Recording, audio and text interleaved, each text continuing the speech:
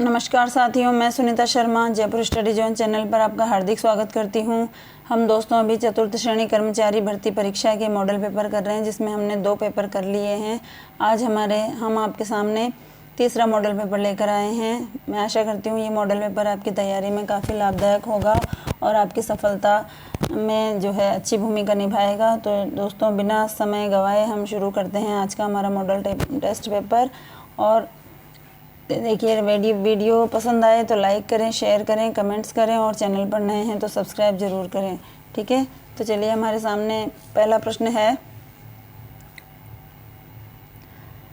सूक्ति का सही संधि विच्छेद होगा। सूक्ति का पहला प्रश्न है, देखिए दोस्तों हिंदी के पहले प्रश्न हैं। तो सूक्ति का सही संधि विच्छेद है तो सूक्ति, तो देखिए सु प्लस उक्ति, सु प्लस उक्ति, सूक्त प्लस ई और सु प्लस ति। तो सूक्ति का सही संधि विच्छेद हो जाएगा दोस्तों यहाँ पर ए नंबर ऑप्शन सही हो जाएगा हमारा, सु प्लस उक्ति। निम्नलिखित में से किस विकल्प के सही शब्दों में सभी शब्दों में अनु उपसर्ग नहीं है? तो पहला है अनुदात्त और अनुर्वर, दूसरा है अन्वय और अनुशासन, तीसरा है अन्वेषण और अनुभव, चौथा है अनुराग और अनुचरण। तो इसमें से पहला ऑप्शन सही हो जाएगा दोस्तों। देखिए, क्योंकि इन सब में क्या है, नीचे वाले बी सी डी में अनु उपसर्ग है, लेकिन अनु प्लस उदात्त होता है और अन प्लस उदात्त होता है और अन प्लस उर्वर होता है, इसलिए यहाँ पर अनु उपसर्ग है ना कि अनु उपसर्ग है। बाकी सब में देखिए अनु प्लस अय, अनु प्लस शासन, अनु प्लस ऐषण, अनु प्लस भव, अनु प्लस राग और अनु प्लस चर। तो ए नंबर ऑप्शन सही हो जाएगा 2 नंबर प्रश्न में। स्थानीय शब्द किस प्रत्यय से बना है? स्थानीय शब्द किस प्रत्यय से बना है? तो देखिए दोस्तों हमें क्या करना है, इनमें जो है मूल शब्द निकालने होते हैं। तो यहाँ पर मूल शब्द क्या हो जाएगा दोस्तों? स्थान। ठीक है, अब स्थान के अंदर कौन सा प्रत्यय लगेगा? नीय, अनीय, ईय या य। तो आखिरी में देखिए न के अंदर बड़ी की मात्रा लग रही है, तो बी नंबर ऑप्शन सही हो जाएगा। यहाँ पर हमारा स्थानीय शब्द में ईय उपसर्ग है, ईय प्रत्यय है। इसके बाद में प्रधान का विलोम शब्द देखना है हमें, मुख्य, खास, गौण और सरपंच। तो प्रधान का क्या हो जाएगा दोस्तों? सी नंबर ऑप्शन, गौण सही हो जाएगा। प्रधान का विलोम शब्द गौण हो जाएगा। नेक्स्ट देखते हैं, तुम जिसे चाहो उसे बुला सकते हो। इस वाक्य में इनमें से कौन कौन से सर्वनाम प्रयुक्त हुए हैं? तुम जिसे चाहो उसे बुला सकते हो, तो हमें ऑप्शन देखना है कौन सा सही हो जाएगा हमारा। तो अनिश्चयवाची सर्वनाम और अन्य पुरुष। अगला देखते हैं, मध्यम पुरुष और निश्चयवाची, निजवाचक और मध्यम पुरुष, और डी में है संबंधवाची और मध्यम पुरुष। तो कौन सा? देखिए तुम जिसे चाहो उसे बुला सकते हो। तो देखिए एक तो यहाँ पर देखिए दोस्तों संबंध स्थापित हो रहा है, तो जिसे, उसे, जैसा, उसका, जो, वो, जो, सो, इस तरह के जब शब्द आ जाते हैं तो वहाँ पर संबंधवाचक सर्वनाम होता है। तो यहाँ पर देखिए संबंधवाचक सर्वनाम एक तो डी ऑप्शन में मिल रहा है, और इसके अलावा मध्यम पुरुष, तो तुम आ रहा है, तो यहाँ पर कौन सा है दोस्तों? मध्यम पुरुष भी है। ठीक है, तो डी ऑप्शन सही हो जाएगा हमारा यहाँ पर संबंधवाची मध्यम पुरुष। ठीक है, नेक्स्ट प्रश्न देख लेते हैं। संज्ञा शब्द नमक से बना विशेषण है। नमक से देखिए कौन सा विशेषण बनेगा? नामक, नामिक, नमकीन और नमकीय।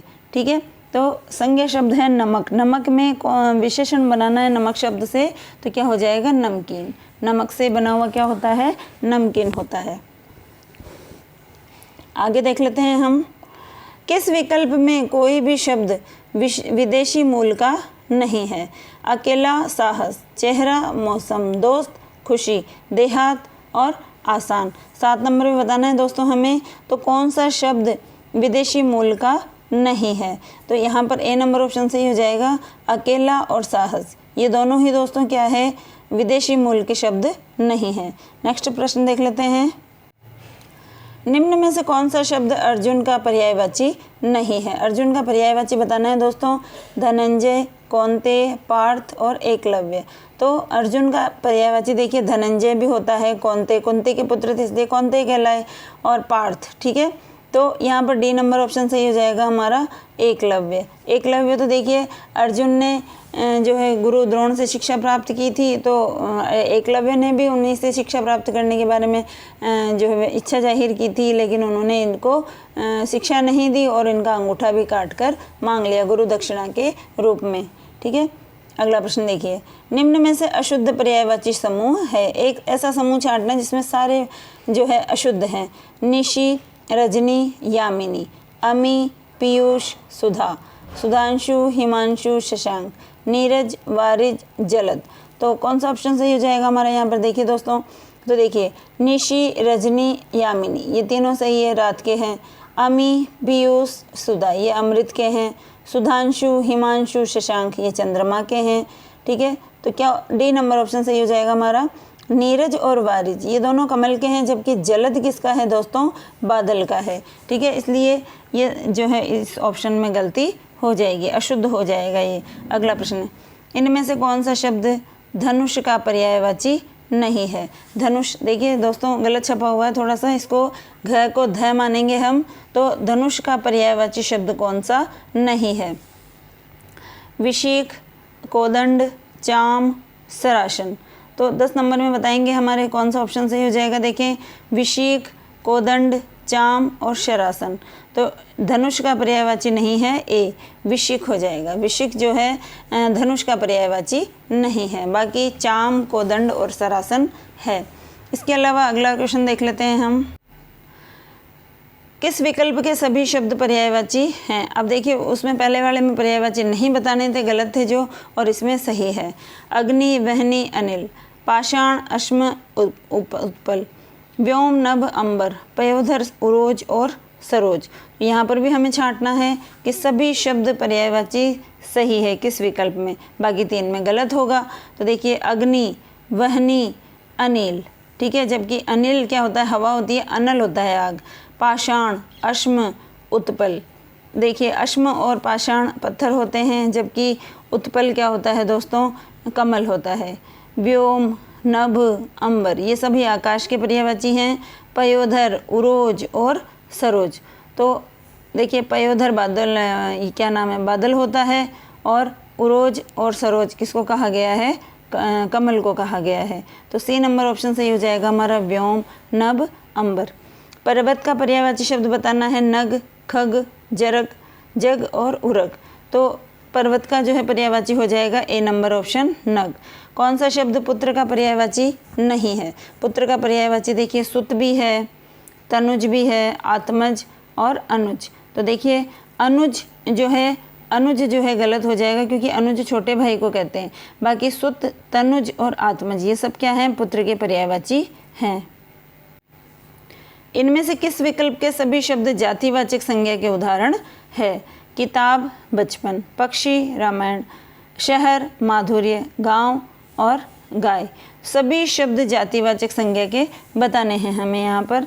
तो देखिए किताब और बचपन, किताब देखिए जातिवाचक है, बचपन भाववाचक, शहर जातिवाचक, माधुर्य भाववाचक, पक्षी जातिवाचक, रामायण व्यक्तिवाचक, गांव और गाय। देखो गायों के भी नाम होते हैं, जैसे नंदिनी गाय है, कामधेनु गाय है। ठीक है दोस्तों, तो डी नंबर ऑप्शन सही हो जाएगा हमारा। ये दोनों ही क्या है, और गाँव के भी नाम होते हैं, इसलिए क्या है, ये जातिवाचक संज्ञा के उदाहरण हैं। अगला देखिए, ज्ञान प्राप्ति की इच्छा रखने वाला वाक्यांश के लिए सार्थक शब्द है। सन्यासी, तपस्वी, पिपासु या जिज्ञासु।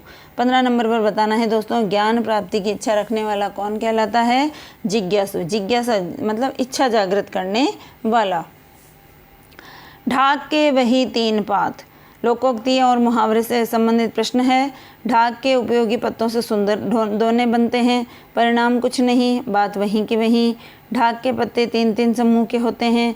पतझड़ में भी ढाक के कुछ पत्ते बचे हुए रहते हैं। तो ढाक के 3 पात का मतलब है दोस्तों कि ढाक के 3 पात की परिणाम कुछ भी नहीं होता है, बात वहीं की वहीं रह जाती है। ठीक है, तो ये ऑप्शन सही हो जाएगा। अगले प्रश्न देख लेते हैं, किस विकल्प में हिंदी पारिभाषिक रूप सही है। किस विकल्प में हिंदी पारिभाषिक रूप सही है। तो देखिए मोरल ऑब्लिगेशन नैतिक समर्थन, और विजिलेंस सतर्क, सब जस्टिस न्यायाधीन, और मिनट्स कार्य योजना। तो कौन सा ऑप्शन सही हो जाएगा, देखिए हमारा यहाँ पर कौन सा हिंदी का पारिभाषिक रूप सही है। तो सब जस्टिस यानी होता है न्याय के अधीन, न्यायाधीन। बाकी 3 ऑप्शन हमारे गलत हैं। ठीक है, तो सही हमने छांट लिया है। अगला प्रश्न देखते हैं, किस शब्द में वर्तनी संबंधी अशुद्धि है। कई, कविंद्र, शाश्वत, आधिपत्य। 18 नंबर पर बताना है दोस्तों हमें, कई सही है, शाश्वत सही है, आधिपत्य सही है, कविद्र लिखा हुआ है दोस्तों, जबकि यहाँ पर क्या लगेगी, बिंदी भी लगेगी। कवि प्लस इंद्र होता है कविंद्र होता है, इसलिए बी नंबर ऑप्शन हमारा गलत हो जाएगा। कार्यालय पत्र में सबसे ऊपर लिखा जाता है, सबसे ऊपर देखिए पत्र क्रमांक, दिनांक, कार्य का स्थान या प्रेषित का संबोधन। 19 नंबर पर बताना है हमें, तो कार्यालय पत्र में सबसे ऊपर देखिए दोस्तों कार्यालय, जो कार्यालय का स्थान होता है उसका नाम लिखा जाता है। निम्नलिखित में से शुद्ध वाक्य का चयन कीजिए। बाल पक जाने के कोई अनुभवी नहीं हो जाता, पक जाने से कोई अनुभवी नहीं होता, बाल पक जाने से लोग अनुभवी हो जाते हैं, बाल पक जाने से ही लोग अनुभवी होता है, लोग अनुभवी होता है, तो ये गलत हो गया दोस्तों। बाल पक जाने से लोगों का अनुभव बढ़ते हैं, ये भी गलत हो गया, ठीक है। तो बताइए 20 नंबर ऑप्शन में कौन सा सही हो जाएगा, बाल पक जाने के से कोई अनुभवी नहीं हो जाता, तो ये हमारा शुद्ध हो जाएगा यहाँ पर, बाल पक जाने से आएगा दोस्तों, पक जाने के नहीं आएगा, तो बाल पक जाने से कोई अनुभवी नहीं हो जाता। अब इंग्लिश के क्वेश्चन आ गए हमारे, 20 प्रश्न हिंदी के कर लिए हमने। इसके बाद में देखिए पहला प्रश्न है इंग्लिश का, I have read most of Dicken novels, ठीक है। Present perfect, past perfect, present simple और पास्ट सिंपल। तो I have read most of Dicken novel, तो 21 नंबर पर देखिए क्या हो जाएगा, प्रेजेंट परफेक्ट।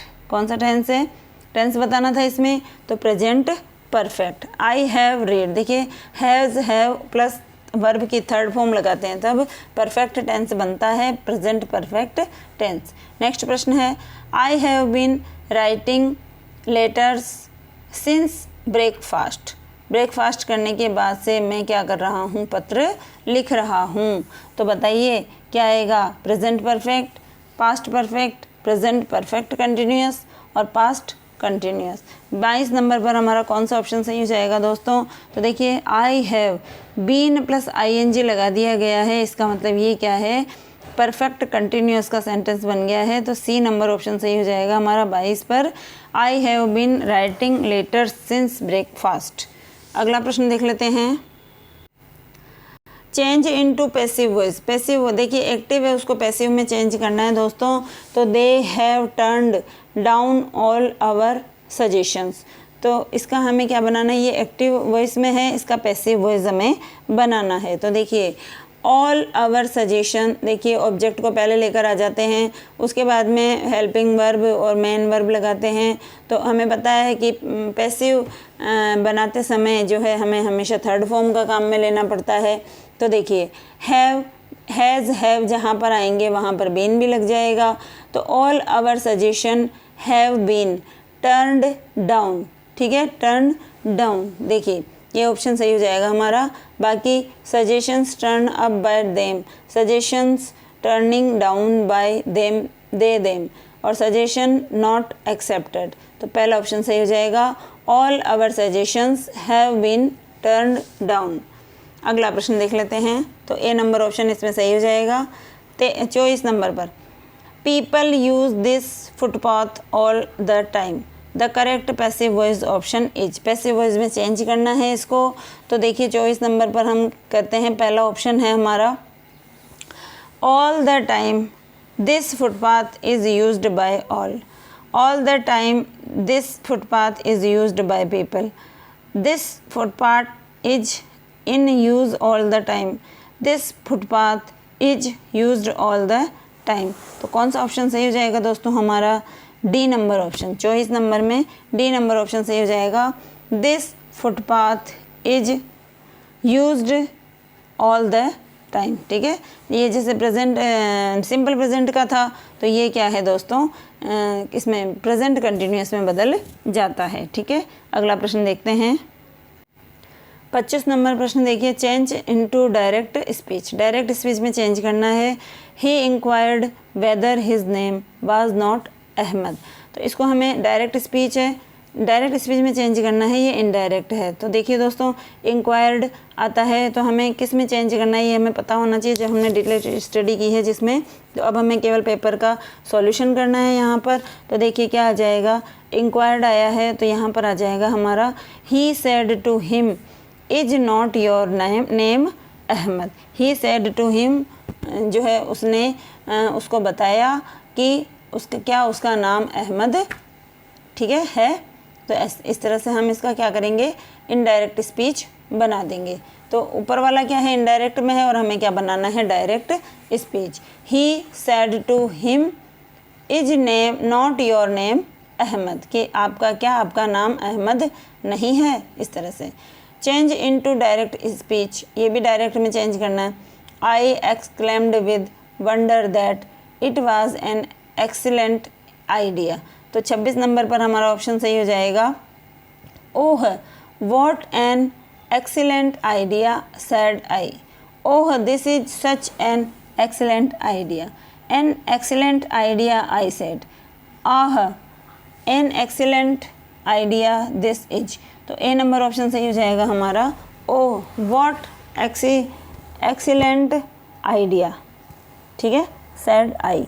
ए नंबर ऑप्शन सही हो जाएगा 26 नंबर में। अगला देख लेते हैं, ही gave me 1000 rupee note. 27 number पर हमें बताना है कौन सा ऑप्शन सही हो जाएगा। देखिए, he gave me 1000 rupee note, the A N not articles. तो 27 नंबर में हमें आंसर दीजिए दोस्तों, क्या हो जाएगा, ही गेव मी ए 1000 रुपी नोट, ठीक है। एक नोट की बात इसलिए हमने ए लगा दिया है। अगला, he made blank his mind not to go to the party.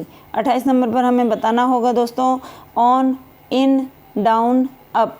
तो he made his mind not to go to the party. तो ऑप्शन नंबर कौन सा सही हो जाएगा हमारा यहाँ पर, अप। तो ही मेड अप, मेकअप करते हैं वैसे मेड अप करना है हमें। Made up his mind not to go to the party. तो हो जाएगा दोस्तों यहाँ पर हमारा up. She is not well, वह अच्छी नहीं है। She often suffers very bad headaches. तो वह अच्छी नहीं है, वह प्रायः जो है बीमार रहती है, किससे, सिर दर्द से। तो क्या लगाना है, in, on, from, none of these. तो 29 नंबर पर हमारा आ जाएगा फ्रॉम, कि वह हमेशा बहुत बुरे सिर दर्द से परेशान रहती है, बीमार रहती है। अगला प्रश्न है, no other boy is the class is so wise as Sunil, कि सुनील के जैसा कोई भी जो है छात्र क्लास के अंदर बुद्धिमान नहीं है। Use superlative degree. तो सुपरलेटिव डिग्री मतलब जो सबसे बेस्ट होता है उसके लिए बतानी है हमें। तो देखिए 30 नंबर में हमारा हो जाएगा B number option. Sunil is the wisest boy in the class, का वाइजेस्ट मतलब बुद्धिमान है, इन द क्लास में सबसे सुंदर कौन है, सबसे बुद्धिमान कौन है, सुनील। नेक्स्ट प्रश्न देख लेते हैं, fill in the blanks with the most appropriated option. Tigers won't attack, they are hungry. 31 number पर हमें आंसर देना है, tigers won't attack blank, they are hungry. तो यहाँ पर हमें बताना है because, if, unless, all the, ठीक है, ऑल थॉट। तो देखिए 31 नंबर पर हमारा ऑप्शन सही हो जाएगा अनलेस, ठीक है, क्या हो जाएगा, unless. Tigers won't attack unless they are hungry, ठीक है। नेक्स्ट प्रश्न है, ट्रांसलेट इनटू इंग्लिश लैंग्वेज। सार्वजनिक स्थानों पर धूम्रपान न करें। तो देखिए, smoking is not good in public, smoking disturbs the public place, don't smoke in public places, many people smoke in the public places. तो 32 नंबर पर आंसर सही हो जाएगा हमारा C, don't smoke in public places, ठीक है, सार्वजनिक स्थानों पर धूम्रपान न करें। अगला प्रश्न देख लीजिए, रास्ते पर थूकना दंडनीय है। रास्ते पर थूकना दंडनीय है, तो इसमें क्या करना है दोस्तों, इसकी इंग्लिश बनानी है हमें। तो 33 नंबर पर देखिए, it's prohibited to speed on road, it's not advisable to speed on road. It's punishable to speed on road. No one should speed on road. तो यहाँ पर हमारा 33 नंबर पर ऑप्शन सही हो जाएगा सी. It's punishable to speed on road. रास्ते पर थूकना दंडनीय है. Choose the correct option of conversation from assertive to interrogative. Nobody can measure my love for you. कि कोई मुझे तुम्हारे प्यार के लिए कैसे माप सकता है. तो देखिए 34 नंबर पर हमारा देखिए ऑप्शन देख लेते हैं हम. Who will measure my love for you? Who can measure my love for you? Who would measure my love for you? Who could ever measure my love for you. तो 34 number पर option सही कौन सा हो जाएगा दोस्तों? B number option.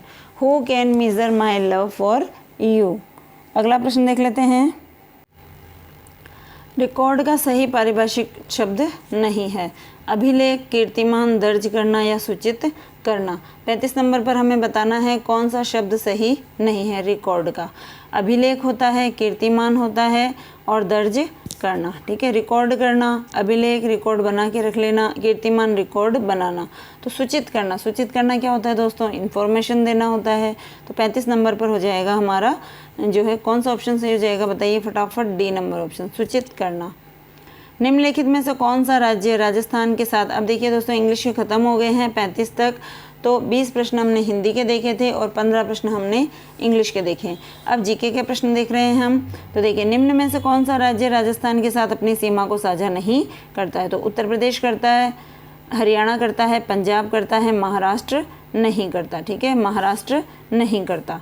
चंद्राकार बालू का स्तूपों को कहा जाता है? सीफ, लुनेट, बरखान या शब्र काफिज. तो चंद्राकार जो है ये बालू का स्तूप है, इनको बरखान कहा जाता है. क्या कहा जाता है दोस्तों? बरखान कहा जाता है. सीफ, लुनेट और शब्र काफिज नहीं कहा जाता. बाकी ये सब क्या है दोस्तों? बालू का स्तूपों के नाम हैं.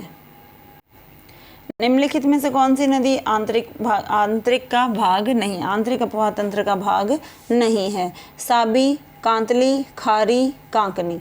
तो बताइए दोस्तों कौन सी नदी आंतरिक अपवाह तंत्र का प्रकार नहीं है? तो देखिए साबी सेवर की पहाड़ियों से, कांतली खंडेला में सीकर से निकलती है और यह है कांकनी नदी जो जैसलमेर से निकलती है. खारी नदी दोस्तों आंतरिक अपवाह का भाग नहीं है. बाकी साबी, कांतली और कांकनी ये सब क्या है दोस्तों? आंतरिक अपवाह तंत्र का भाग है. ठीक है, खारी नदी एक तो बनास नदी की सहायक नदी है ये. ठीक है, तो आंतरिक अपवाह तंत्र में नहीं आती है. देखिए आगे, सही उत्तर का चयन नीचे दिए गए कोट से कीजिए. एक तरफ झीलें हैं और एक तरफ जिले हैं, तो इन दोनों को मिलाना है दोस्तों हमें. तो देखिए 39 नंबर पर मिला लेते हैं हम. इसके अंदर देखिए गेप सागर, गेप सागर कहाँ पर है दोस्तों? डूंगरपुर में. तो ए में 3 ढूंढने दोस्तों. तो इसमें भी नहीं है, ये कट गया. इसमें भी नहीं है, ये भी कट गया. बाकी दो के अंदर देख लेते हैं हम. ए गेप सागर डूंगरपुर में. दूसरे ऑप्शन पे चलते हैं. तालाबशाही, तालाबशाही कहाँ पर है दोस्तों? धौलपुर में. तालाबशाही कहाँ पर है? धौलपुर में. तो बी में हमारा 1 नंबर ऑप्शन देखते हैं हम कहाँ पर है? दोनों में है. तो और आगे चलना है हमें. कोलायत, कोलायत कहाँ पर है दोस्तों? कोलायत है बीकानेर में. कोलायत कहाँ पर है? बीकानेर में. तो सी में 4 देखना है हमें. सी में 2 है और सी में 4 है, तो ये वाला ऑप्शन भी गलत हो गया. तो ये यहाँ पर हमारा सही हो जाएगा. कोलायत बीकानेर में है. और नवलखा झील कहाँ पर है? बूंदी में. नवलखा झील कहाँ पर है? बूंदी में स्थित है. तो इस तरह से हमें मिलान करना है. तो बी नंबर ऑप्शन हमारा सही हो जाएगा. नेक्स्ट प्रश्न, निम्नलिखित को मिलाएं. एक तरफ परियोजनाएं हैं और एक तरफ स्थान है, तो इनसे हमें सही ऑप्शन बना करके आंसर देना है. तो देखिए 40 नंबर में पहला हम मिलान कर लेते हैं यहाँ पर. तो देखिए दोस्तों सिद्धमुख परियोजना, सिद्धमुख परियोजना देखिए कहाँ पर है? हनुमानगढ़ और चूरू में है. कहाँ पर है? हनुमानगढ़ और चूरू में. तो ए में 4 नंबर ऑप्शन देख लेते हैं. ए में 3 है, ये गलत हो गया. ए में 2 है, ये भी गलत हो गया. ए में 1 है, ये भी गलत हो गया. तो ए नंबर में डी नंबर ऑप्शन देखिए. ए नंबर में 4 नंबर 1 ही मिल गया है हमें और वहीं पर हमारा सही हो गया है. ठीक है, बाकी हम ऑप्शन मिलान कर लेते हैं. नर्मदा परियोजना, जालोर और बाड़मेर को जल सप्लाई करती है। जवाई परियोजना पाली में है और जाखम परियोजना प्रतापगढ़ में है। तो इस तरह से हमारा डी ऑप्शन सही हो जाएगा दोस्तों। अगला प्रश्न देख लेते हैं हम। राजस्थान की निम्नलिखित झीलों में से कौन सी झील राष्ट्रीय झील संरक्षण कार्यक्रम NLCP के अंतर्गत नहीं आती है? मानसागर, आना सागर, पुष्कर और बजाज सागर। तो 41 नंबर पर आंसर देंगे हम, कौन सा हो जाएगा दोस्तों? बजाज सागर। इसके अलावा आना सागर, पुष्कर और मानसागर तीनों NLCP के अधीन कार्यरत हैं, ठीक है, उनके अंडर में हैं। आगे देखते हैं। राजस्थान की निम्नलिखित झीलों में से कौन सी झील राष्ट्रीय झील संरक्षण कार्यक्रम, ये कर चुके हैं दोस्तों। इसमें जो है 41 नंबर पर हमें पता है डी नंबर ऑप्शन सही हो जाएगा, बजाज सागर। अगला प्रश्न है, राजस्थान की किस झील को रामसर आर्द्र भूमि सूची में शामिल किया गया है? कायलाना, पिछोला, सांबर और फायसागर। तो 42 नंबर पर हमें आंसर देना है, कौन सा सही हो जाएगा दोस्तों? सी, सांबर को जो है रामसर साइट पे शामिल किया गया है। अगला प्रश्न, निम्नलिखित में से किस जिले में भूरी मृदाएं पाई जाती है? भूरी मिट्टी पाई जाती है? बाड़मेर, नागौर, जालोर और सवाई माधोपुर। 43 नंबर पर ऑप्शन डी सही हो जाएगा हमारा, सवाई माधोपुर। सवाई माधोपुर में भूरी मृदाएं पाई जाती है, बाकी बाड़मेर, जालोर और नागौर में मिक्स में है, ठीक है। बाकी रेतीली बालू मिट्टी है सब जगह पे, रेगिस्तानी इलाका है इसलिए। निम्नलिखित में से किसमें सालर या साल के वन पाए जाते हैं? बोसवालिया, सेराता भी इसको कहते हैं। तो साल के वृक्ष कहाँ पर पाए जाते हैं दोस्तों? हमें इसका आंसर देना है। पहले में है सवाई माधोपुर, बूंदी, धौलपुर और करौली। अगला है टोंक, जयपुर, दौसा, सीकर। अगला है कोटा, बूंदी, बारां, झालावाड़। और अगला है उत्तर अलवर, चित्तौड़गढ़, उदयपुर और सिरोही। सालर वन बताने हैं जिन्हें साल का वन भी कहते हैं, और इंग्लिश में देखिए बोसवालिया, सेराता भी इसको कहा जाता है। 44 नंबर पर ऑप्शन डी सही हो जाएगा दोस्तों, अलवर, चित्तौड़गढ़, उदयपुर और सिरोही। अलवर, चित्तौड़गढ़, उदयपुर और सिरोही। अगला प्रश्न देख लेते हैं हम। शेरगढ़ वन्य जीव अभ्यारण्य किस जिले में है? शेरगढ़ देखिए सवाई माधोपुर, बारां, बूंदी और करौली। कहाँ पर स्थित है दोस्तों? 45 नंबर पर आंसर देना है हमें। तो शेरगढ़ वन्य जीव अभ्यारण्य बारां में स्थित है। अगला प्रश्न, भारत की सबसे बड़ी खारे पानी की झील जो राजस्थान में स्थित है, तो ये तो विश्व प्रसिद्ध है दोस्तों, बताने की आवश्यकता नहीं पड़ेगी, सांभर झील। नेक्स्ट प्रश्न देख लेते हैं। भारत की सबसे बड़ी खारे पानी की झील राजस्थान में सांभर झील हो चुकी है। निम्नलिखित युग्मों को कौन सा सही नहीं है? फायसागर, बालसमंद, राजसमंद और गेप सागर। तो फायसागर देखिए अजमेर में है, सही है। बालसमंद झील कहाँ पर है दोस्तों? तो ये भी हमें बताना है, बताइए कहाँ पर है। तो देखिए बालसमंद जोधपुर में है, राजसमंद में नहीं है। सरदार समंद झील पाली जिले में है और गेप सागर डूंगरपुर में है। तो बालसमंद झील जो है जोधपुर में है, राजसमंद में नहीं है। इसके अलावा आगे प्रश्न देख लेते हैं हम। सूची 1 को सूची 2 से सुमेलित करना है और सही कोड का चयन करना है हमें। एक तरफ झीलें हैं और एक तरफ जिला। तो अमर सागर, स्वरूप सागर, गेप सागर, मोती सागर। तो पहला कौन सा है दोस्तों? अमर सागर। तो ये कहाँ पर है? हमें इसका ऑप्शन चूज़ करना है, कौन सा हो जाएगा देखें दोस्तों। तो देखिए अमर सागर कहाँ पर है? जैसलमेर में। अमर सागर कहाँ पर है? जैसलमेर में। तो ए में 3 नंबर ऑप्शन देखना है हमें। तो देखिए पहला भी नहीं होगा, दूसरा भी नहीं होगा, तीसरा और चौथा। तो पहले में क्या है? 3 नंबर। अगला जाते हैं अपन स्वरूप सागर। स्वरूप सागर जो है कहाँ पर है दोस्तों? स्वरूप सागर उदयपुर में है। तो बी में 1 नंबर ऑप्शन देख लेते हैं कहाँ पर है। तो बी में देखिए दोनों में 1 है। अगला देखते हैं गेप सागर। गेप सागर कहाँ पर है? डूंगरपुर में है। अब सी नंबर पर 4 देखिए हमें यहाँ पर मिल चुका है। डी ऑप्शन गलत हो जाएगा, सी नंबर ऑप्शन सही होगा। तो देखिए और मोती सागर कहाँ पर है इसके अनुसार? तो मोती सागर जब लास्ट बचता है तो उसी में होता है, टोंक जिले में। अगला प्रश्न देखते हैं। निम्नलिखित में से सुमेलित नहीं है। बंदबारेठा भरतपुर, गलताजी जयपुर, तालाबशाही धौलपुर और गढ़ीसर ये जोधपुर। तो ऑप्शन बताना है हमें, कौन सा सही हो जाएगा दोस्तों? 49 नंबर पर गढ़ीसर। देखिए गढ़ीसर कहाँ पर है दोस्तों? जैसलमेर में है, ना कि जोधपुर में है। तो ये ऑप्शन गलत हो जाएगा। बंदबारेठा भरतपुर, गलताजी जयपुर और तालाबशाही धौलपुर में है। गेप सागर झील कौन से शहर में स्थित है? गेप सागर कहाँ पर है दोस्तों? बताइए फटाफट। अजमेर, माउंट आबू, डूंगरपुर और अलवर। कहाँ पर है दोस्तों? तो सी नंबर ऑप्शन सही हो जाएगा, डूंगरपुर में। अमर सागर जिले में स्थित है, कौन से जिले में स्थित है? अमर सागर। तो अभी हमने ऊपर कर लिया था इसको, बी नंबर ऑप्शन। कौन सा सही हो जाएगा? बी नंबर, यानी कि अमर सागर कहाँ पर है? जैसलमेर में स्थित है। अगला प्रश्न देखते हैं, शामपुरा और भाट नहर कौन सी झीलों से निकलती है? 51 नंबर पर बताना है हमें। तो देखिए, राजसमंद, पिछोला, फतेह सागर और जयसमंद। तो शामनगर और भाट नहर पिछोला झील से निकलती है। पिछोला झील कहाँ पर है? उदयपुर में स्थित है। चक्रवात की प्राथमिक विशेषता क्या होती है? उच्च वर्षा स्तर, कम वर्षा हवा की गति, कम दबाव के साथ तूफान और उच्च दाब केंद्र। तो 53 नंबर पर हमें ऑप्शन बताना है, तो ऑप्शन हो जाएगा सी। चक्रवात की प्रारंभिक विशेषता होती है कम दबाव के कारण तूफान आना। निम्नलिखित में से कौन से दशक में राजस्थान में जनसंख्या वृद्धि उच्चतम रही थी? 1911-21, 2001-2, 1-11, 1971 से 81 और 1991 से 2000। तो 54 नंबर पर हमारा आंसर सही हो जाएगा, सी नंबर ऑप्शन, कि कौन से दशक में राजस्थान में जनसंख्या वृद्धि में वृद्धि दर उच्चतम रही? 1971 से 80 के बीच में। राष्ट्रीय आपदा प्रबंधन प्राधिकरण के अध्यक्ष कौन हैं? राष्ट्रीय आपदा प्रबंधन प्राधिकरण के अध्यक्ष कौन है दोस्तों? फटाफट आंसर देंगे 55 नंबर पर। देखिए, रक्षा मंत्री, प्रधानमंत्री, गृह मंत्री और वित्त मंत्री। तो बताइए ऑप्शन में कौन सा सही हो जाएगा? यहाँ पर 55 नंबर पर हमें कौन सा ऑप्शन सही करना है? 55 नंबर पर बी, प्रधानमंत्री। राष्ट्रीय आपदा प्रबंधन प्राधिकरण के अध्यक्ष कौन होते हैं? प्रधानमंत्री होते हैं।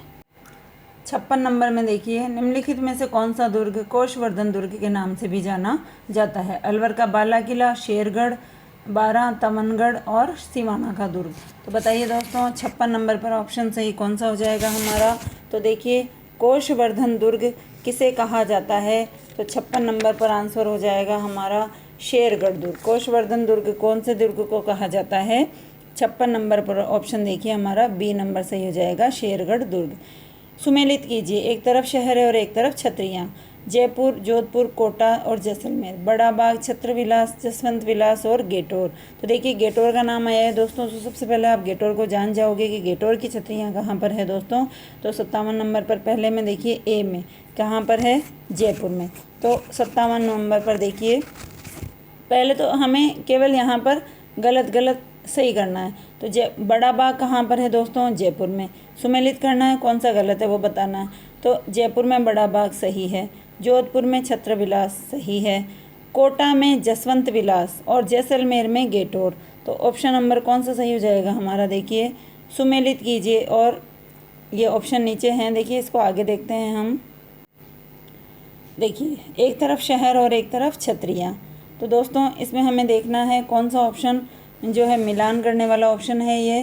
तो जयपुर में गेटोर, देखिए ए में हो जाएगा 4। तो देखिए कौन से में हम देखते हैं, ए में 4 कौन से में है? तो पहले नंबर का ऑप्शन गलत हो जाएगा। ए में 4 तीन बार है। अगला देखते हैं कि जोधपुर में कौन सा रहेगा। जोधपुर में कौन सा रहेगा दोस्तों?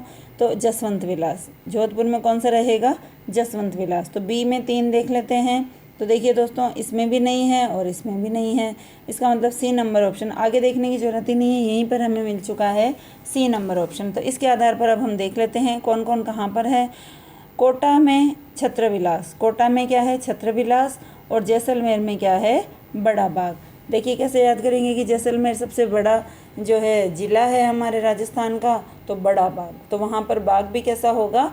बड़ा बाग होगा। तो 57 नंबर पर सी नंबर ऑप्शन सही हो जाएगा।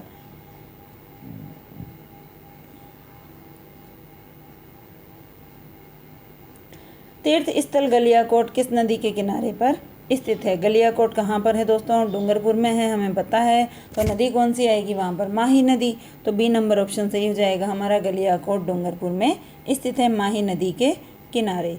अगला प्रश्न देख लेते हैं हम।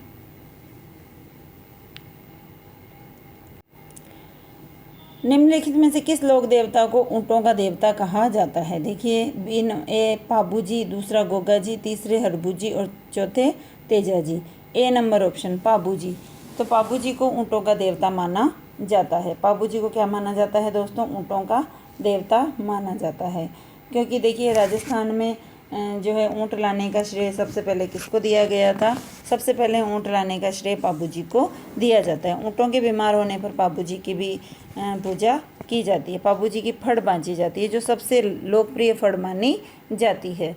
अगला देख लेते हैं, किस लोकनाट्य शैली में कलाकार को बहरूपिया कहा जाता है? गवरी, तमाशा, रामावत या स्वांग? तो 60 नंबर पर हमारा कौन सा ऑप्शन सही हो जाएगा? डी, स्वांग। तो बहरूपिया क्या करता है? स्वांग रचता है। स्वांग का मतलब अलग अलग रूप रचता है।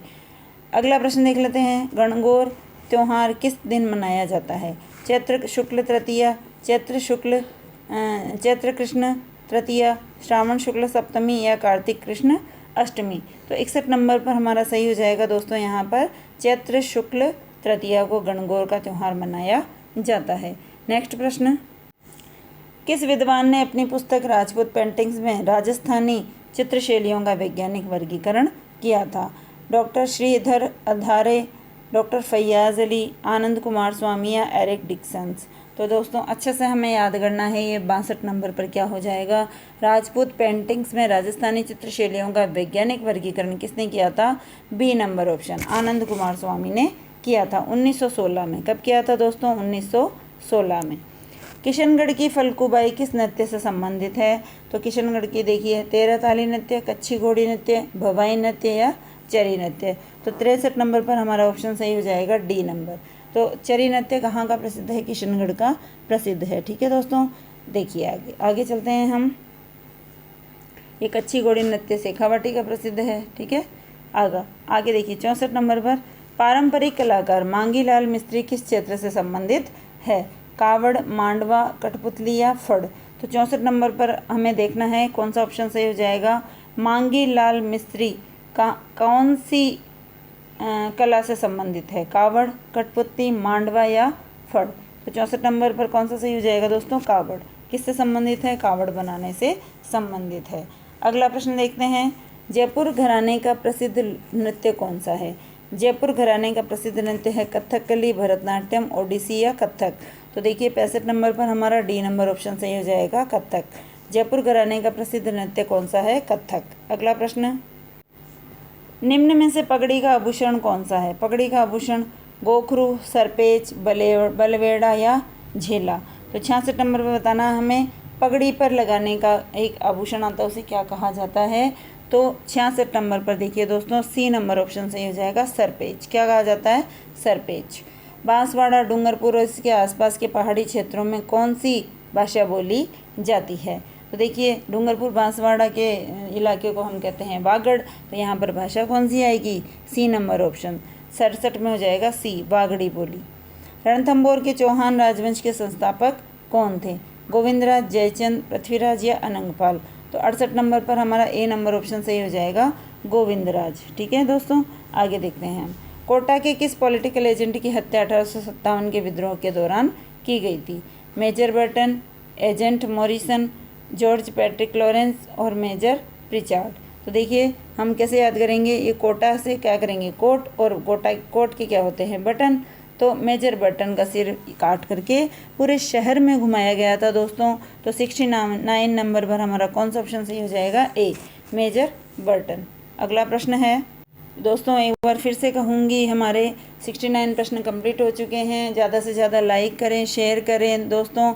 लाइक करने में और शेयर करने में आपका कुछ भी नहीं जाता है, और इसके अलावा कमेंट्स करके बताएं वीडियो कैसा लगा। इससे क्या है, मेरा वीडियो बनाने का मन करेगा, मनोबल बढ़ेगा मेरा, और मैं आप लोगों की इस तरह से सहायता करूंगी और आपका इस वैकेंसी में नंबर आ जाए, मैं आपसे भगवान से यही दुआ करती हूँ। ठीक है दोस्तों, तो मेरे चैनल पर नए हैं तो सब्सक्राइब भी करें और लाइक, शेयर और कमेंट्स ज़रूर करें। 70 नंबर का प्रश्न देखिए, आज़ाद मोर्चा का संस्थापक कौन था? जमनालाल बजाज, माणिक्यलाल वर्मा, हीरालाल शास्त्री और बाबा हरिश्चंद्र? तो 70 नंबर पर देखिए कौन सा ऑप्शन सही हो जाएगा? डी नंबर ऑप्शन, बाबा हरिश्चंद्र।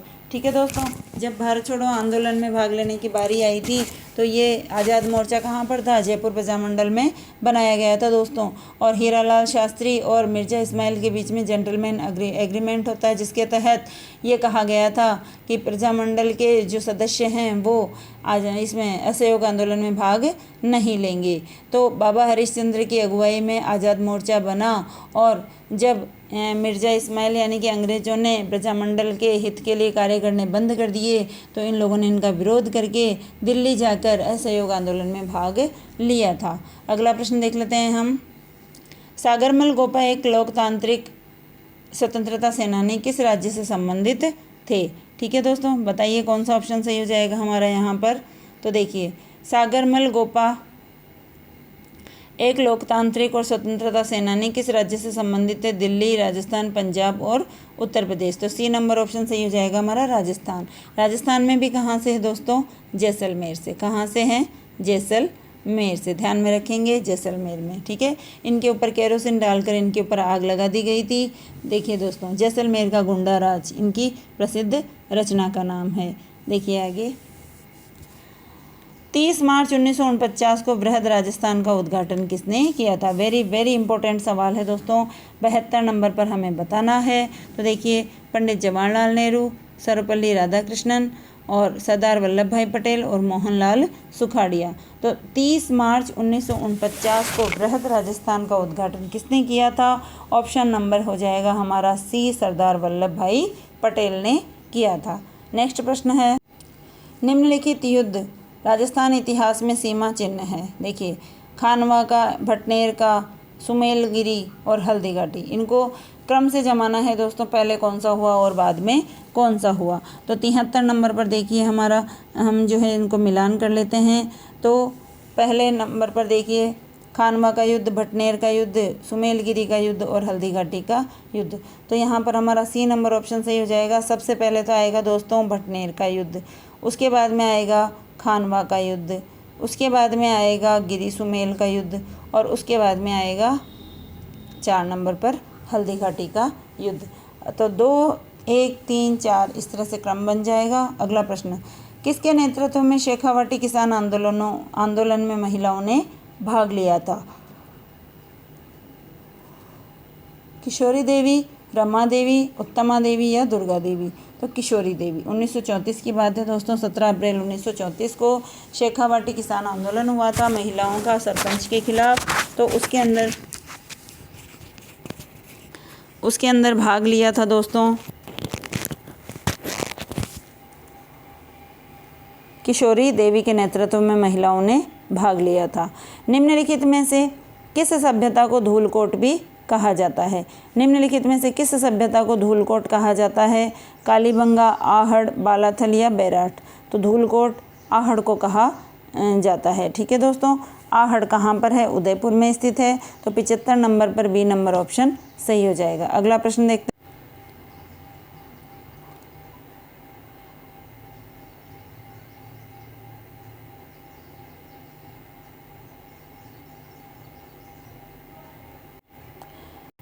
किसने 1935 के अधिनियम की आलोचना करते हुए उसे एक दासता का घोषणा पत्र कहा था? जवाहरलाल नेहरू, महात्मा गांधी, मदन मोहन मालवीय और मोहम्मद अली जिन्ना। 76 नंबर पर ए नंबर ऑप्शन सही हो जाएगा। दासता का घोषणा पत्र कहा जवाहरलाल नेहरू ने 1935 के अधिनियम को। भारतीय संविधान की आत्मा है प्रस्तावना, संघीय व्यवस्था, नीति निदेशक तत्व और मौलिक अधिकार। तो 77 नंबर पर हमारा सही हो जाएगा प्रस्तावना। भारतीय संविधान की आत्मा है प्रस्तावना। संविधान का कौन सा अनुच्छेद न्याय पर आधारित सामाजिक व्यवस्था प्रदान करता है? अनुच्छेद 39, अनुच्छेद 40, अनुच्छेद 38 और अनुच्छेद 45। तो 78 नंबर पर बी नंबर ऑप्शन सही हो जाएगा दोस्तों कि न्याय पर आधारित सामाजिक व्यवस्था प्रदान करता है अनुच्छेद जो है 38। ठीक है, अगला प्रश्न देखते हैं हम। भारत के संविधान के किस अनुच्छेद के अंतर्गत राष्ट्रपति का चुनाव होता है? अनुच्छेद 64, अनुच्छेद 54, अनुच्छेद 49 और अनुच्छेद 48। 79 पर हमें आंसर देना है कि राष्ट्रपति का चुनाव कौन से अनुच्छेद के तहत होता है। तो 79 पर देखिए 54, बी नंबर ऑप्शन सही हो जाएगा। अनुच्छेद 54 में राष्ट्रपति का चुनाव होता है। ठीक है दोस्तों, अगला प्रश्न है आपके सामने। किस राज्य में लोकसभा की सीटों की सर्वाधिक संख्या है? उत्तर प्रदेश, पश्चिमी बंगाल, मध्य प्रदेश और महाराष्ट्र। तो 80 नंबर में हो जाएगा उत्तर प्रदेश। यहाँ की जनसंख्या दोस्तों सबसे अधिक है, तो लोकसभा की सीटें जो है जनसंख्या के अनुपात में ही होती है, तो सर्वाधिक उत्तर प्रदेश की। इसके बाद में देखिए युग्म गलत है। निम्नलिखित में से कौन सा युग्म एक तरफ अनुच्छेद है और एक तरफ इनमें कार्य बताए गए हैं? तो 81 नंबर पर हम देख लेते हैं अनुच्छेद 161, राज्यपाल की क्षमादान की शक्तियाँ। अनुच्छेद 161 और गलत युग्म हमें यहाँ पर बताना है, कौन सा गलत है? तो देखिए क्षमादान की शक्तियाँ हैं 161 में सही है। अनुच्छेद 167 में मुख्यमंत्री के कर्तव्य हैं, सही है। 213 में अध्यादेश प्रख्यापित करने की राज्यपाल की शक्ति, ये भी सही है। अनुच्छेद 165 राज्यपाल का विशेष अभिभाषण, ये गलत हो जाएगा। ऑप्शन नंबर जो है 81 में डी नंबर ऑप्शन गलत हो जाएगा। अनुच्छेद 165 राज्यपाल का विशेष अभिभाषण, ये गलत है। अगला प्रश्न है 82 नंबर पर, राजस्थान विधानसभा में कितनी महिला मुख्यमंत्री रही है? राजस्थान विधानसभा में कितनी महिला मुख्यमंत्री रही हैं?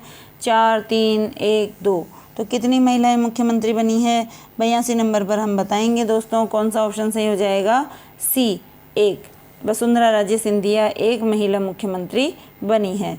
अगला प्रश्न, राजस्थान में प्रोटेम स्पीकर को शपथ कौन दिलाता है? विधानसभा सदस्य, नेता प्रतिपक्ष, मुख्यमंत्री या राज्यपाल? 83 नंबर पर ऑप्शन कौन सा सही हो जाएगा? डी।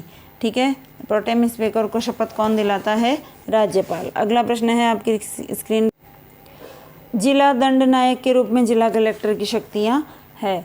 अब देखिए यहाँ पर कौन से ऑप्शन सही हो जाएंगे। तो 84 नंबर पर हम देख लेते हैं, जिला दंड नायक के रूप में जिला कलेक्टर की शक्तियाँ कौन सी है? तो 84 नंबर पर देखिए, कानून और व्यवस्था बनाए रखना, पुलिस पर नियंत्रण रखना, विदेशियों के परपत्रों की जांच करना और भू राजस्व एकत्रित करना।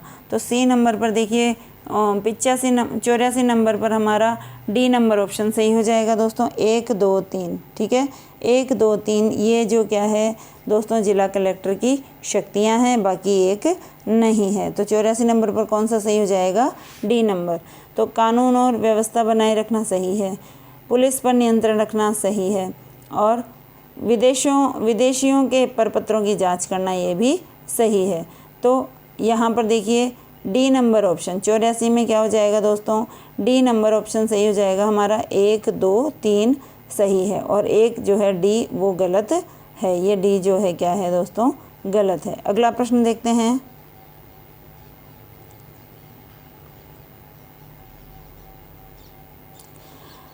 राजस्थान सूचना आयोग सूचना नहीं देने पर अधिकतम कितनी राशि का जुर्माना आरोपित कर सकता है? तो सूचना मांगता है तो सूचना देनी पड़ती है, नहीं देते हैं तो फिर उनके ऊपर जुर्माना लगाया जाता है। तो देखिए 30,000, 20,000, 15,000 और 25,000। तो 85 पर हमारा कौन सा ऑप्शन सही हो जाएगा? डी। 25,000 जो है जुर्माना किया जा सकता है। अगला प्रश्न देख लेते हैं हम, मैग्नीशियम रिबन को जलाने पर सफ़ेद राख बनती है, यह परिवर्तन। देखिए दोस्तों अब साइंस के प्रश्न आ चुके हैं हमारे स्क्रीन पर। तो मैग्नीशियम रिबन को जलाने पर सफ़ेद राख बनती है, यह परिवर्तन कौन सा है? सफ़ेद राख बन जाती है मैग्नीशियम रिबन को जलाने से, तो कौन सा हो जाएगा दोस्तों? भौतिक, रासायनिक, यांत्रिक और मिश्रण। तो 86 नंबर पर हमें बताना है कौन सा सही हो जाएगा? बी, रासायनिक। अगला प्रश्न है, कौन सी धातु पानी के साथ अत्यंत तीव्रता से अभिक्रिया करती है? सोडियम, तांबा, लोहा और चांदी। 87 नंबर पर बताना है। तो सोडियम। देखिए दोस्तों सोडियम क्लोराइड होता है, नमक होता है, पानी में फटाफट घुल जाता है। तो कौन सी धातु है जो पानी के साथ अत्यंत तीव्रता से अभिक्रिया करती है? सोडियम। जब प्रकाश वायु से कांच में प्रवेश करता है तो उसकी चाल में क्या परिवर्तन होता है? इम्पोर्टेंट सवाल है दोस्तों, ध्यान में रखिएगा, पढ़ के जाइएगा ज़रूर। और जो है आपका इससे क्या है मनोबल बढ़ेगा, आपकी तैयारी हो चुकी है, अब आप अपने क्वेश्चन मिलाइए। 88 नंबर पर देखिए दोस्तों, जब वायु से प्रकाश कांच में प्रवेश करता है तो उसकी चाल में क्या परिवर्तन आता है दोस्तों? बढ़ जाती है, कम हो जाती है, अपरिवर्तित रहती है, या पहले बढ़ती है फिर घटती है? तो 88 नंबर पर हो जाएगा हमारा बी नंबर ऑप्शन सही, कम हो जाती है, उसकी जो है चाल जो है परिवर्तन कम हो जाता है, चाल धीमी पड़ जाती है। वंश वृक्ष विश्लेषण किसके अध्ययन में सहायक होता है? जातीयता, पौधों की वृद्धि, आनुवंशिक रोग और जलवायु परिवर्तन। तो 89 नंबर पर हमारा ऑप्शन बी सही हो जाएगा। कौन सा है? आनुवंशिक रोग। वंश वृक्ष विश्लेषण से उनके जो है आनुवंशिक रोग का पता लगाया जा सकता है। अगला प्रश्न, मानव मस्तिष्क का नियंत्रण केंद्र कौन सा भाग होता है? मानव मस्तिष्क पर नियंत्रण रखने वाला भाग कौन सा होता है दोस्तों? बताना है हमें फटाफट से। प्रमस्तिष्क, सेरिबेलम, मस्तिष्कांकुर और मेडुला। तो यहाँ पर ए नंबर ऑप्शन सही हो जाएगा, प्रमस्तिष्क। मानव मस्तिष्क पर नियंत्रण रखता है। 18वें प्रवासी भारतीय दिवस का आयोजन किस शहर में किया गया? देखिए दोस्तों, करंट जीके से संबंधित है। 18वें प्रवासी भारतीय दिवस का आयोजन किस शहर में किया गया? 91 नंबर पर हमें बताना है कौन सा ऑप्शन सही हो जाएगा।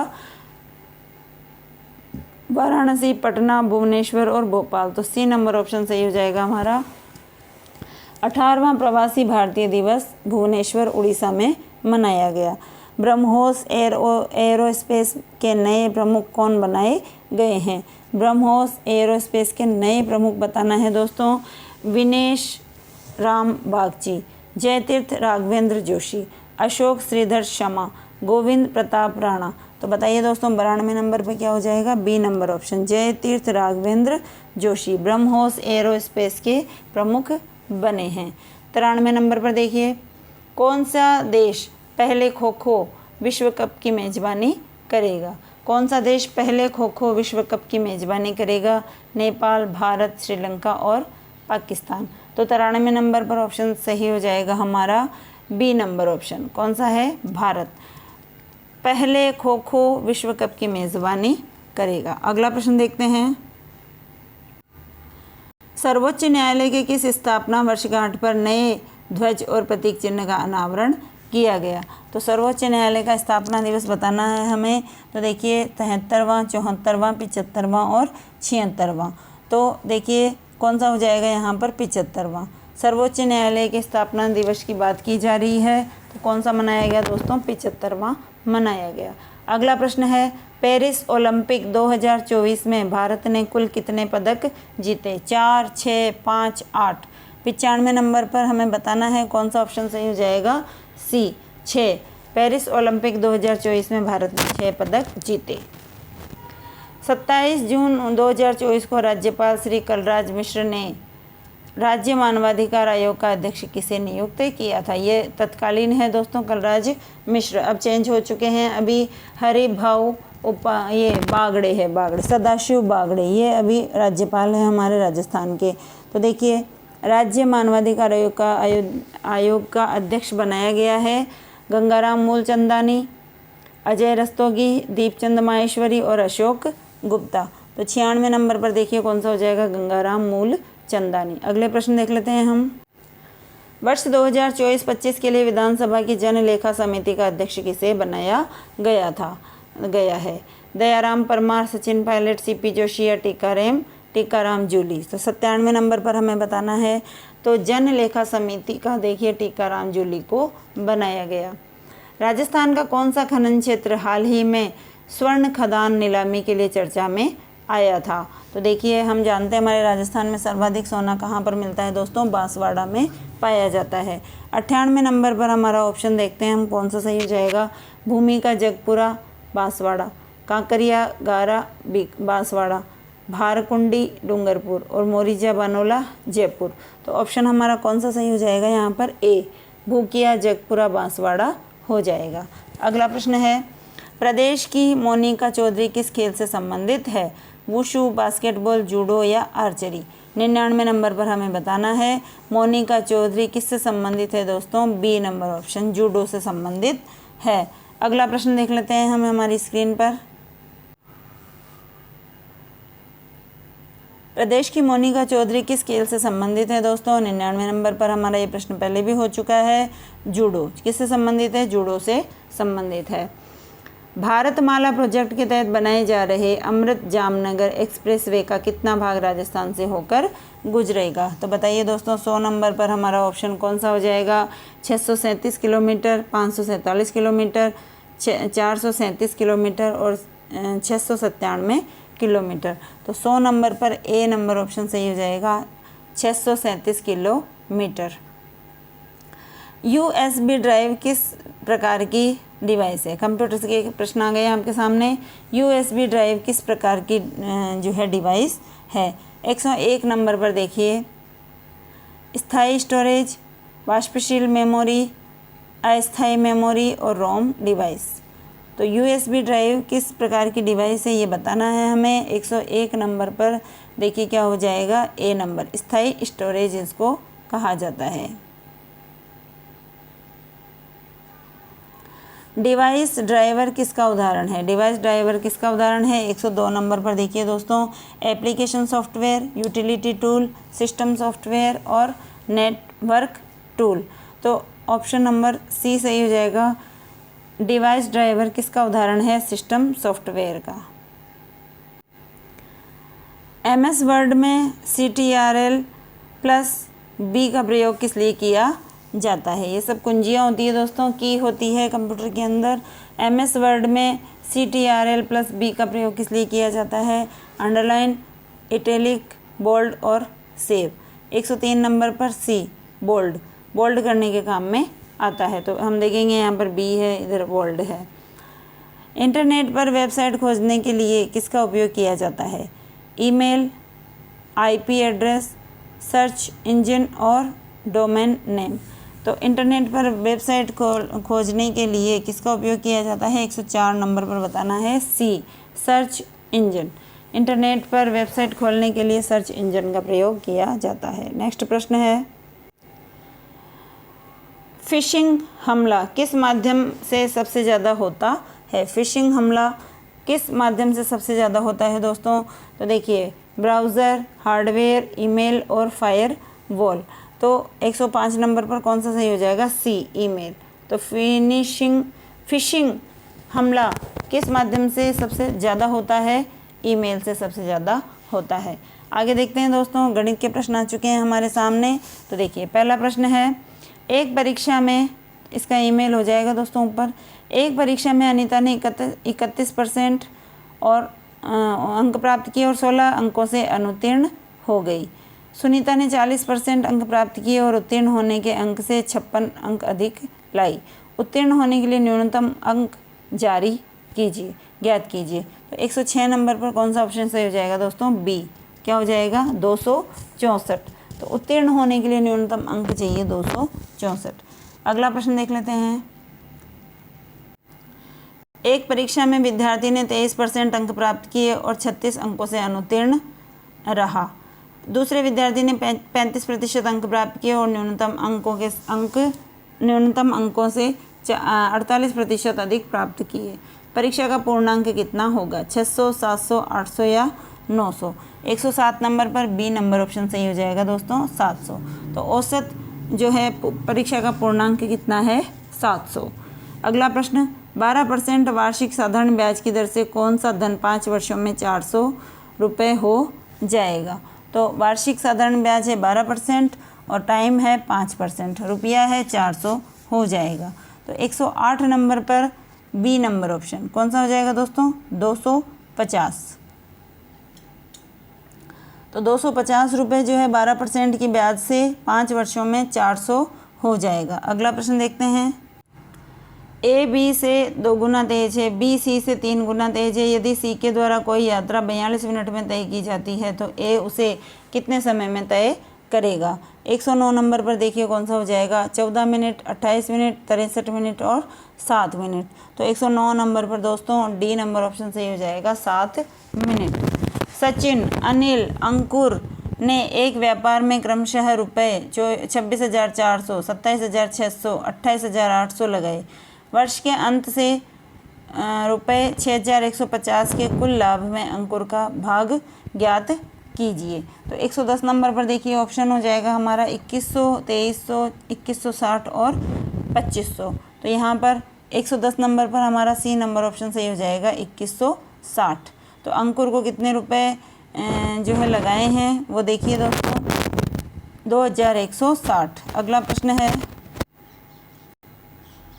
एक फल विक्रेता को 36 संतरे बेचने पर 4 संतरों के विक्रय मूल्य के बराबर हानि होती है, उसका हानि प्रतिशत ज्ञात कीजिए। 111 नंबर पर दोस्तों तो देखिए 10%, 15%, 11 से 1/9% और 12%।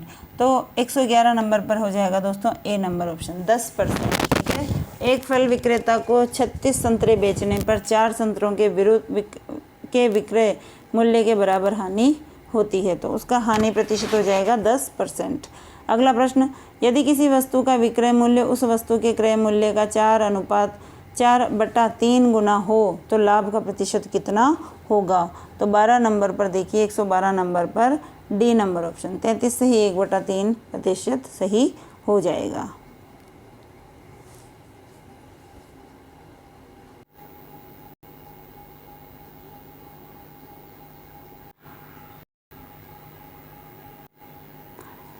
ए किसी कार्य को अकेला 30 दिन में करता है, बी उसी कार्य को अकेला 60 दिन में करता है और यदि वे 5 दिन तक एक साथ कार्य करें तो कार्य का कितना हिस्सा शेष रह जाएगा?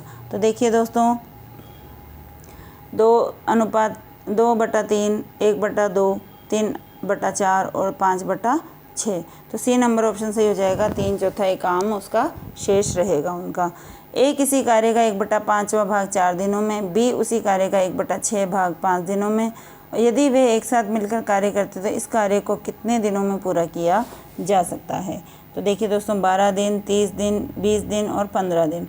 तो ए नंबर ऑप्शन सही हो जाएगा हमारा 12 दिन। ठीक है, अगला प्रश्न देख लेते हैं। कोई धनराशि चक्रवर्ती ब्याज से 5 वर्षों में दुगनी हो जाती है, उसी ब्याज की दर से वह धनराशि कितने समय में 8 गुनी हो जाएगी? 7 वर्ष, 15 वर्ष, 10 वर्ष और 20 वर्ष। तो 115 नंबर पर देखिए दोस्तों क्या हो जाएगा? 15 वर्षों में हो जाएगी। एक महिला के बैग में 25 पैसे और 50 पैसे के सिक्के हैं, उसके पास 120 सिक्के हैं जिनका मूल्य 50 है। 25 पैसे और 50 पैसे के सिक्कों की संख्या का अनुपात क्या होगा? 1:4, 2:3, 1:3 और 1:4। तो 116 नंबर पर देखिए दोस्तों क्या हो जाएगा? 1:2। डी नंबर ऑप्शन सही हो जाएगा। अगला प्रश्न देख लेते हैं।